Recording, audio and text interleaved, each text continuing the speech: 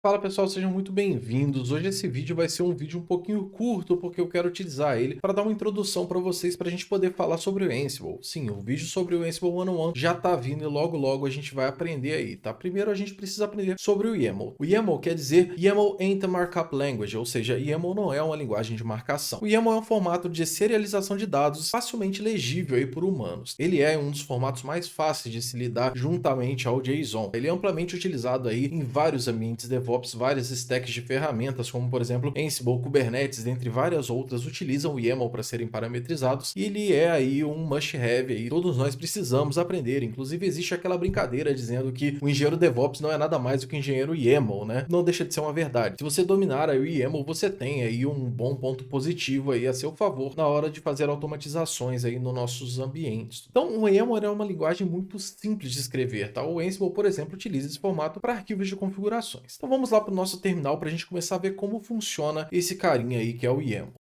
Então, basicamente, eu tenho aqui um diretório, tá? Eu vou abrir um arquivo que eu criei aqui, que é o arquivo YAML, só para vocês verem aqui um exemplo. E eu tenho esse arquivinho aqui, tá? Eu vou utilizar ele para explicar para vocês como funciona essa estrutura do YAML. O YAML é basicamente um arquivo de texto e ele tem algumas características que a gente precisa saber. Então, nesse arquivo aqui, por exemplo, a gente tem muita informação dentro dele. Lógico que ele não vai ser utilizado para nada de automação, mas é um bom exemplo de como que funciona o Ansible. Quando precisamos fazer algum tipo de comentário no YAML, a gente tem a cerquilha. Então, a gente tem essa cerquilha aqui dizendo User Information, é basicamente uma informação só, então ele não é nada a ser utilizado pelo código. E aí eu tenho meu primeiro item do código. Os itens de documentos YAML, eles começam aí com um traço. Então eu tenho um item aqui e eu tenho aqui um formato chave-valor. Então eu tenho a chave name e o valor Caio Delgado. Eu tenho a chave job, eu tenho o valor DevOps Engineer. Eu tenho a chave Twitter, eu tenho Caio Delgado New. Eu tenho o Instagram e eu tenho o Caio Delgado New também. E eu tenho aqui a chave skills, que é uma lista com diversos valores. Então dentro dessa lista eu tenho aqui o Linux System Administration, Ansible, Docker, Terraform, AWS Git, por exemplo. E como que funciona esse YAML, tá? Detalhes que a gente precisa saber que são importantes. O primeiro deles é a estrutura do YAML, ele é composto por indentação, com espaços em branco, e não é permitido o uso de caracteres de tabulação, ou seja, o tab, para indentação. Então, quando a gente vai trabalhar com o YAML, a gente trabalha ou com 2 espaços em brancos para subir o nível, ou 4 espaços em branco. Tem pessoas que gostam de utilizar 2 espaços, existem pessoas que gostam de utilizar 4 espaços, eu utilizo normalmente 2 espaços. Então a gente tem aqui os nossos 2 espaços para cada item, e esses itens aqui fazem todos partes do mesmo nível. Eu tenho uma lista aqui e eu tenho 2 espaços dizendo que tudo isso que está aqui faz parte desse nível acima. Outra coisa interessante é que os valores simples não levam aspas. A gente pode colocar aspas simples ou aspas duplas. O que é um valor simples? Um nome, por exemplo. Um nome aqui ele não tem aspas porque ele é um valor simples. O meu job também é um valor simples. Eu posso colocar aqui uma aspa simples se eu quiser. Eu posso adicionar aqui uma aspa simples. Vai funcionar da mesma maneira. O Twitter aqui, o Instagram também são valores simples. Eu posso colocar uma aspas duplas ou uma aspa simples. Não vai fazer diferença no meu arquivo. Outra coisa interessante é que as listas levam um traço em cada membro da lista. Então, eu tenho aqui uma lista com 6 itens. Então, meu primeiro item é o Linux System Administration, o segundo item é o Ansible, o terceiro é o Docker, o quarto é o Terraform, o quinto é o AWS e o sexto é o Git. Outra coisa é, podemos salvar o arquivo com a extensão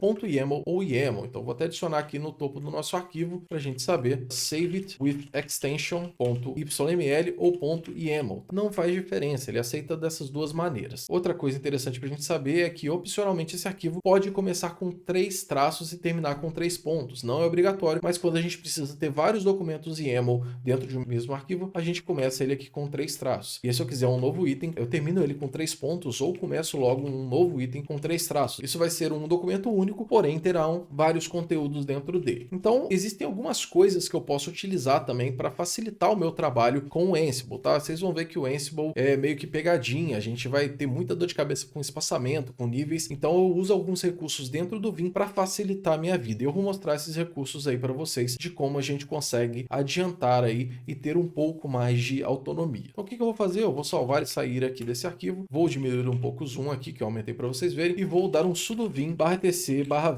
/vim rc mais $. O arquivo vim rc dentro do etc vim, ele é o arquivo de parametrização do vim e o mais $, quer dizer, vá para a última linha. Então já vou abrir o arquivo e indo para a última linha dele, tá? Eu vou dar o enter aqui, então na última linha eu tenho aqui esses dados e eu vou adicionar alguns recursos. Dentro do arquivo vim rc eu consigo adicionar adicionar um comentário com aspas duplas. Então, eu vou adicionar aqui um comentário YAML Resources, tudo bem? Para a gente saber que esses recursos foram adicionados aqui para a gente trabalhar com o YAML. Quais são os recursos que eu vou utilizar? O set cursor line, o set cursor column, o set number e o set page. O que esses recursos fazem? O set cursor line vai adicionar uma linha dentro do Vim, tá? Então, quando eu colocar um set cursor line, ele vai fazer essa linha aqui. Então, facilita para a gente saber qual linha nós estamos. O set cursor column, ele vai colocar uma coluna. Então, eu consigo ver de uma maneira mais fácil a indentação dentro do meu arquivo. O set number, ele vai adicionar o número de cada linha. A gente consegue visualizar mais fácil a linha que deu erro. A gente tem o set page, que é para quando a gente colar um documento YAML, ele não quebrar o documento todo. Então, ele cola da maneira que ele foi copiado. Vou salvar e sair aqui. E agora, quando eu abrir qualquer arquivo YAML, ele já vai deixar com esses parâmetros para mim. Então, fica mais fácil da gente visualizar aqui, por exemplo, o nível aqui, né? A gente consegue ver que está tudo aqui no mesmo nível. Então, a gente tem mais 2 espaços aqui e todos esses itens também estão no mesmo nível. Então, eu gosto de utilizar esse tipo de recurso para facilitar a minha vida quando eu for trabalhar com YAML dentro do Vim. Então, se eu estou no servidor, eu não vou ter acesso ao VS Code, mas isso daí vai resolver o meu problema, porque eu vou ter uma facilidade na hora de escrever os documentos lá. Eu recomendo muito que vocês façam esse tipo de configuração se você ainda não tem experiência com Vim. Isso vai te salvar muito tempo com dor de cabeça. Ultimamente, eu já não utilizo mais esse tipo de recurso, porque eu já trabalho há muito tempo com Vim, eu estou acostumado, mas se você está começando agora, é altamente recomendável, porque vai te dar aí uma autonomia e vai te ajudar muito a trabalhar com ele. Eu vou salvar e sair aqui do meu arquivo e eu vou mostrar uma outra coisa para vocês que é bem interessante. Eu tenho aqui esse meu YAML. Esse meu YAML, inclusive, está com o nome incorreto, né? Eu vou mover ele aqui para user.yaml, para ficar mais certinho aqui, tá? Então, vou mover aqui o meu arquivo YAML para user.yaml. Pronto, agora eu tenho o meu arquivo correto. Então, esse arquivo aqui, ele está desta maneira. Só que como eu sei se esse YAML é um YAML válido? Fácil. Eu posso utilizar aí alguns sites para esse tipo de validação. Como eu falei para vocês, eu já trabalho com YAML há muito tempo, então dificilmente eu preciso ir num site desse para ver algum problema que tem no meu documento. Mas esses 2 sites que eu vou mostrar para vocês me ajudaram muito no início, me ajudaram bastante mesmo a ter autonomia e aprender aí a fazer as coisas da maneira mais correta. Então vamos lá para o nosso navegador web, tá? Eu vou abrir aqui o meu Firefox. Nós vamos acessar os sites, tá? Um dos sites é o YAMLlint. O site YAMLlint é esse yamlint.com. Esse yamlint.com, ele é basicamente um site mais simples, onde a gente vai pegar aqui, eu vou pegar o meu conteúdo lá do YAML, vou copiar e vou colar aqui, e aí eu posso clicar em Go. O que ele vai fazer? Ele vai reformatar o YAML e vai deixar ele de uma maneira válida. Tem algumas coisas que eu não gosto nesse site, como por exemplo, vou mostrar aqui a versão anterior para vocês, ele vai pegar aqui e vai alterar, ele vai remover todos os comentários que não são necessários, ele vai colocar isso daqui em ordem alfabética e vai configurar da maneira que ele acha que é mais correta ou mais limpa. Então, quando a gente clica aqui no Go, ele vai fazer dessa maneira. Esse YAML é a mesma coisa do YAML anterior que eu mostrei para vocês. A diferença é que ele trouxe aqui de uma maneira um pouco mais diferente. O outro site interessante que eu gosto de utilizar é o YAML Validator, tá? O YAML Validator, ele é um pouco mais legal. Ele fica aqui nesse jasonformatter.org/YAML Validator e aí nesse site eu colo aqui o conteúdo e mando validar o YAML. Então ele fala para mim que o YAML é válido e tá tudo certo. Agora, se eu quiser formatar esse YAML, eu posso clicar também no Format YAML e ele vai formatar para mim. Aqui ele não faz aquela parte de organizar em ordem alfabética, mas ele remove os comentários também. Então, geralmente, o que eu utilizo é apenas para verificar se está tudo certo. Então, eu clico aqui no Validate YAML, se é válido, meu arquivo YAML está correto e eu posso seguir aí para trabalhar com ele.